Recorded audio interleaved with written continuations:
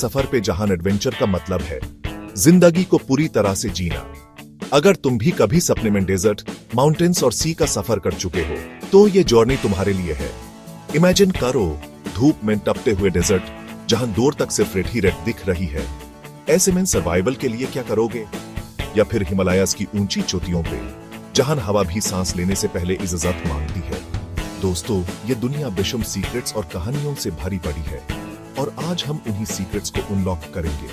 Like करो अगर तुम भी एक्सप्लोर करना चाहते हो और फॉलो करो ऐसी और एपिक जर्नीज के लिए।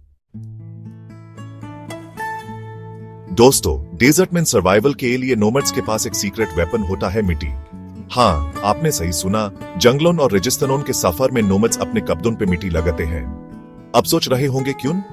यह कोई पागलपन नहीं है, बल्कि एक नेचुरल कूलिंग सिस्टम है। जब मिट्टी से भरे कपड़े पहनते हैं तो वो उनके बॉडी टेम्परेचर को बाहर के एक्सट्रीम टेम्परेचर के साथ मैच करने में मदद करते हैं। इससे उनका शरीर ज्यादा गर्म नहीं होता। और ये भी सुनो, ये मिट्टी पसीने को भी अब्सॉर्ब कर लेती है, जिसे वो हवा में नहीं उड़ पटा।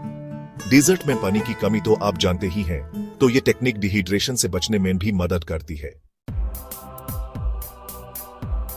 हिमालयास, इन बेहिसाब चोटियों का घर जहां हर कदम पे एक नई चुनौती इंतजार करती है। पर दोस्तों, क्या आप जानते हैं कि हिमालयास के कुछ रीजन्स में ऐसे स्पॉट्स हैं जहां आपकी आवाज 3 बार रिफ्लेक्ट होती है। इमेजिन करो आप कुछ बोल रहे हो और वो आवाज आपको 3 अलग अलग डायरेक्शन से सुनाई दे रही है। ये कोई मैजिक नहीं है, बल्कि नेचर का अपना 3D साउंड सिस्टम है। लोकल्स इसे स्पिरिचुअल इको कहते हैं। साइंस कहता है कि यह फिनोमिनन माउंटेन्स के अनयूजुअल शेप और उनके बीच की वैली की वजह से होता है।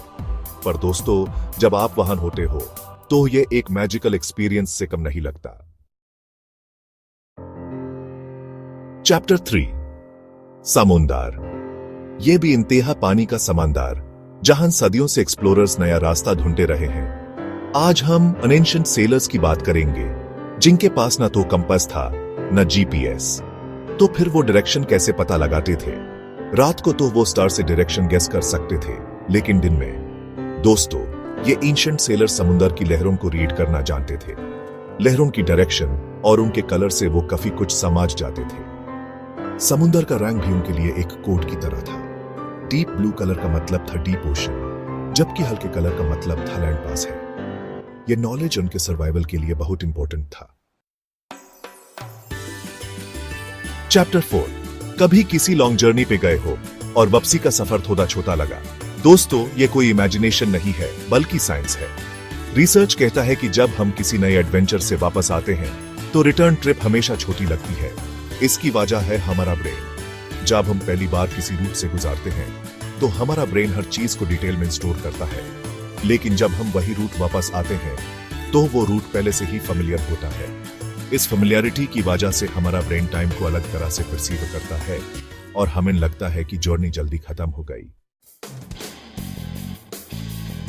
चैप्टर 5, दोस्तों, बात जब एपिक एडवेंचर्स की हो तो हम इब्न बटूता और मार्को पोलो को कैसे भूल सकते हैं? ये वो एक्सप्लोरर्स थे जिन्होंने दुनिया को अपने कदमों से नपा था। लेकिन क्या आप जानते हैं कि इनके पास इतनी एनर्जी कहां से आती थी? इनका सीक्रेट था कम सोना। हाँ, आपने सही सुना। इब्न बटूता और मार्को पोलो एक दिन में सिर्फ 3-4 घंटे सोते थे। वो कहना था, सोना एक लक्ष्यूरी है, लेकिन दुनिया देखना एक जरूरत। ये एक्सप्लोरर्स अपने पैशन के लिए हर कंफर्ट को छोड़ने को तैयार थे। वो जानते थे कि जिंदगी छोटी है और देखने को बहुत कुछ है। दोस्तों, ये तो बस कुछ एग्जाम्पल्स थे। दुनिया सीक्रेट्स और कहानियों से भारी पड़ी है। बस जरूरत है तो खुद को चैलेंज करने की, अपने कंफर्ट जोन से बाहर निकालने की। तो आप किस चीज का इंतजार कर रहे हो? अपने बैग्स पैक करो, अपने अंदर के एक्सप्लोरर को जगाओ और निकल पड़ो एक नई एडवेंचर पे। कमेंट्स में बताओ तुम्हारा सपनों का डेस्टिनेशन क्या है।